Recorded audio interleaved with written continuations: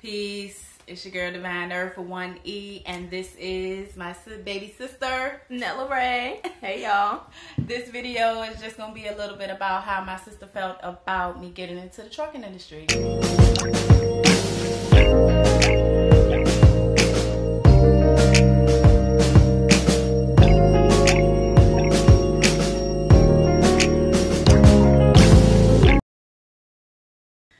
Man, like I knew about your husband doing it, but I didn't know it was something you wanted to do. So when you told me, I was kind of skeptical. Like, is she doing this because it's something she wants, or are you just being supportive? So I kind of had some questions about it. But I think you've made some career transitions that were kind of like bold before. So it wasn't something that threw me for a loop. I just was kind of curious of where it came from. CDL, but how did you feel about knowing that we were going to actually live in the truck? Yeah, see, I didn't believe that I didn't believe you was really going to do it. Like, I remember you saying that y'all were going to go, and I'm thinking like, okay, this is going to be a long process, and it was more something y'all was thinking about, and so the details of like you actually getting on the truck it just wasn't realistic to me. I was just like, okay, right. y'all gonna kind of consider this new path and eventually get there, but I didn't really think about logistics and like what that would look like. Right. I just didn't. Right. And what's funny about that, I think you were one of our first places we got to visit after we got on the road and we actually came to see you, and then you got to see the inside. Did you have a different outlook on it at that point once we came out there and you actually had a chance to like get inside of the truck and see a little bit of how we were living in the truck? I don't know if it was different. I was like, okay, you really doing this. Like you really out here. But I think I was a little more excited at the point. Like once I actually saw the truck and saw that y'all were doing it, I was like, this is exciting because I know you have wanted to travel and wanted to kind of get out of our hometown and just see some things. So that part was exciting. So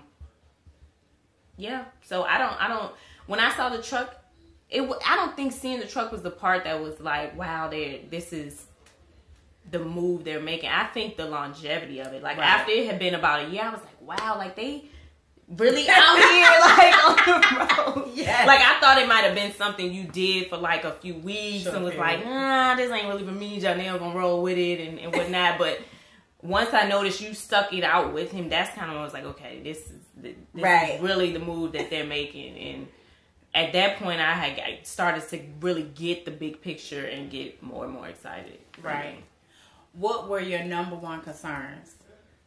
Like about us just traveling and being on the road and knowing we was not only living in a truck, but that we was going to be traveling West Coast, East Coast through all types of weather, snow. Like, what were your concerns? So initially, like when I was wondering if it was something you wanted to do, I was like, is it something you really want? Right. So my first thought was like, is this you? Is this something you want to do? Or is this just you being supportive? Right. And wondering, what about, your aspirations? Right. But after that, I think it was more so the transition for everybody else. Like the family, the kids, our family back home. Like, it's just not a traditional career, especially for a team, like a wife and a husband. Like, if he was to go by himself, then sure. But you going too, I was just kind of wondering how the family would receive that, how the kids would receive that. Right. But I was just sitting back watching. Right. So then the Married to the Miles, it helped. Oh yeah. Because really, like, all the family was our motivation initially to start the channel. And then it became bigger than that. But that's the real reason why we wanted Married to the Miles, to keep up with our family and let y'all see things that you wouldn't get to see every day, and see our life. All right, so that brings me to this. All right, now that you've seen everything, I've been out on the road now for 2.5 years. Mo's been out for 3 years. You've seen the kids at home, college, living with my mom and all of the transitions that we've had to make in our life these past 2.5 years, how do you feel about it now? Like, how do you feel about it now? I think it's a major cornerstone, like, for the future. I think in the beginning, it's scary because it's the unknown. It's something not a lot of people do. Right. And we had kind of this family and background of, like, you work. Right. you retire. You have your place where you live and you take care of your kids and all of that, but you don't really take no major risks. But stay safe. In looking at and looking at where you want to go and where you are now, I see it now as that was the step that needed to be taken to get you to this next place. Aww. And it really was. I see the big picture. I felt like I saw it before, but just wasn't sure the route. You know what I'm saying? Right. Like how it would pan out in between. Like I see definitely having the stability, the income, all of that to be able to help. Yes, that makes sense, but getting there seemed kind of muddy and murky. Like, I don't know, and everybody might not receive it. But now looking back, it's like it's worth it. Right. Like it's just worth it. And now, would you say that happened because of a lot of the myths that go along with being a trucker? Yeah, and because you made trucking work for you. Like, you made it your own. Like, everyone else is like, oh, it may be hard because of having to stay different places or maybe it's too sedentary or whatnot. But you found ways to be active. You found ways whenever you did stay somewhere to make it feel like home. You did the videos. So that made us being adaptable is a good and thing. Yeah. Even if you didn't in the moment making the channel and the videos feel like you were closer to us, you knew that you were providing that. You were, giving that. And if you want to see more about what I'm doing, check out the channel. Right. So I think big picture, it all makes sense now, but everybody's afraid of the unknown. It sounds good. Right. But at the time. Yeah, right. It sounds good, but you don't really know exactly how it's going to pan out. But do you think it would be something you would recommend to someone that you saw possibly as a career? Like, you think you would say, like, this might be an avenue for you to get into trucking? Yeah. I mean, if depending on what it is that you want to do, if you want financial freedom, if you want to travel, if maybe if you're young and maybe you don't have a family or a whole lot of major obligations or things that's tying you to one place, that's a nice way to get your feet wet in a good career and build. If you in a career and you hate it and you just want to, you like, I'm not feeling this, I don't like this, I'm tired of the everyday same old, and you want to transition into something new, I think it's for anybody. And it's what you make it. And that's really the main reason why Mo decided to get into it, because he was just done with the whole like monotony of just doing the same thing over and over, seeing the same folks, seeing the same scenery. Like, he just needed that newness, of something different, the excitement to just, travel. And me, I didn't do much traveling, having kids young, and the way the course of my life, it was no travel in it at all. So this was awesome for me. And that can be scary. I think, it was doing something completely different, something new. I'm not really knowing what's on the other side. It's scary, but it's also scary to imagine a life where you're unhappy, or it's scary to be like, I'm going to wake up every day and hate going to work. Like, that's scary too. So choose your scary. Well, this definitely helped me, because one of the things that Mo did for me was show me YouTube videos of women. And it was like, word. Like, all these women doing all these different things. I was so excited about it. You have any questions for me or anything that you wanted to ask me about trucking? Or period. About. I mean, you asked me how I felt. When you went into it, were you as sure about it and confident about it as you are now? No, ma'am. No, I was not. I had all the myths in my head. The first thing I thought about was him having affairs on the road, just the distance, not being together. And then... So at that point, you weren't even really thinking about going? No. I just was trying to process. I don't even think I knew what to do. I was already processing, whereas I felt like he was already made up in his mind as what he wanted to do. So it was difficult for me because I saw an excitement in him of a transition to a career that he'd always wanted to do.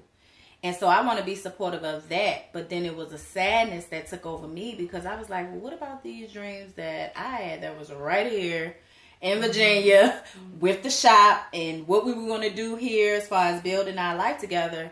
And it just all of a sudden, that was just off the table.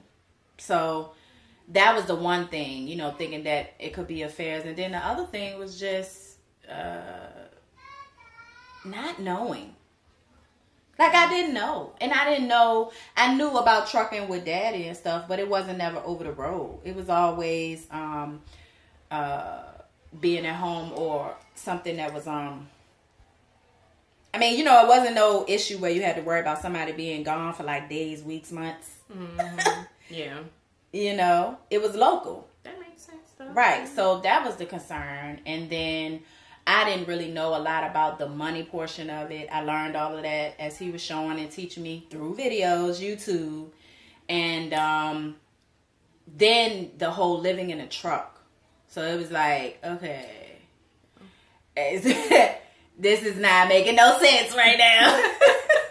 But once I saw other people doing it, started showing me videos, it started to make a little bit more sense. But honestly, it took about a year for me to settle with it, to really get adjusted with it, because I was excited about the whole travel, going to different places, but I was also learning how to drive. I was also learning how to be with my husband for 24 hours in a day. So that was a whole, and being away from my children. So I did my empty nesting. Right. I did my empty nesting in the truck. So I'm trying to juggle that. And then, you know, just being in different environments, learning how to adapt, learning how to drive, learning that there's a whole community of drivers and truckers. I didn't even know anything about this. So, yeah, it was a huge process for me, but I am enjoying it, and I have come to grips with it. It took a while, but I'm good with it, and I would have never got to see you. Not like talking about it. I got to see you, a couple times since I've been, right. And we wouldn't have been able to see you that quick. Matter of fact, we got to see you when Zeke was a baby. When I first had Zeke. Yep. Yeah. But see, I didn't even feel bad about the year thing. A lot of people say it takes a year to get used to any job. Right. Like, so... Right. I mean, the fact that it only took a year for you to get adjusted is a good thing. Right. I wanted to ask this because I don't know if a lot of people know, but you and I both talked about our move at the same time. Like, I told you, like, oh, I want to go. I was living in Richmond. I'm like, I want to move back to Indianapolis. I remember that. And you was like, word, we thinking about, you know, going on the road. So I was like, oh, for real?